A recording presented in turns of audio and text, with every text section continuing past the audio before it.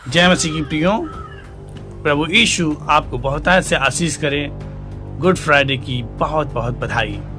मेरे प्रियो, क्रूस पर यीशु के 7 वचन बहुत ही महत्वपूर्ण हैं और उनसे हमें गहरा सबक मिलता है। पहला है, हे पिता इन्हें क्षमा कर क्योंकि ये नहीं जानते कि ये क्या कर रहे हैं।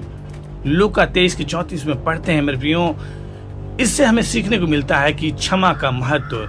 यीशु ने अपने विरोधियों और क्रूरता करने वालों को भी क्षमा किया। हमें भी दूसरों को क्षमा करने की भावना रखनी चाहिए, भले ही उन्होंने हमें कितना भी दुख पहुंचाया हो। यह हमें करुणा और प्रेम सिखाता है। दूसरा है, मैं तुझसे सच कहता हूँ आज ही तू मेरे साथ स्वर्गलोक में होगा। लूका 23:43 में हम पढ़ते हैं मेरे प्रियो। इससे हमें पश्चाताप और उद्धार और संभावना दिखाई देता है।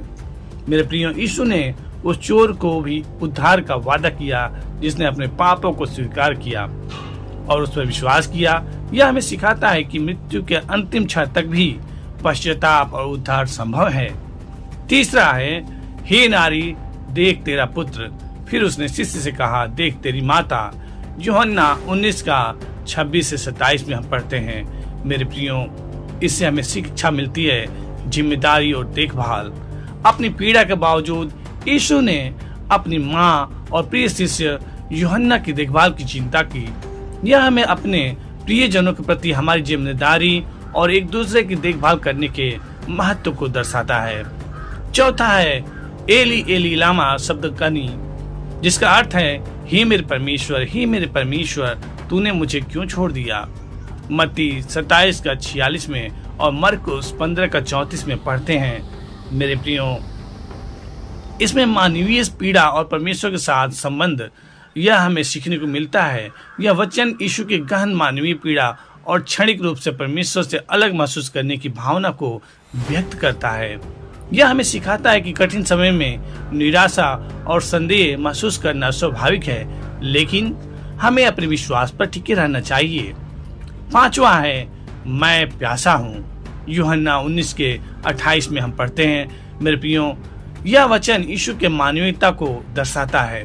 क्रूस पर चढ़ने की पीड़ा और शारीरिक कष्ट के कारण उन्हें प्यास लगी। यह हमें उनकी शारीरिक पीड़ा के प्रति संवेदनशील होने और दूसरों की जरूरतों को समझने की प्रेरणा देता है। यह भविष्यवाणी की पूर्ति भी करता है। भजन संगीता 69:21 में हम पढ़ते हैं मेरे प्रियो। छठवा है, पूरा हुआ। यूहन्ना 19:30 में हम देखते हैं मेरे प्रियो। इससे हमें सीखने को मिलता है मिशन की पूर्णता और विजय। यीशु ने पृथ्वी पर अपने कार्य और पिता की इच्छा को पूरी तरह से संपन्न कर लिया था। यह हमें अपने लक्ष्यों को पूरा करने और जीवन में आने वाली चुनौतियों पर विजय प्राप्त करने के लिए प्रोत्साहित करता है। सातवां है, हे पिता मैं अपनी आत्मा तेरे हाथों में सौंपता हूँ। लूका 23:46 में हम देखते हैं मेरे प्रियो। इससे हमें सीखने को मिलता है विश्वास और समर्पण।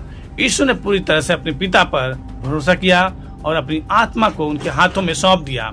यह हमें जीवन और मृत्यु दोनों में परमेश्वर पर भरोसा रखने और खुद को उनकी इच्छा के प्रति समर्पित करने का महत्व सिखाता है।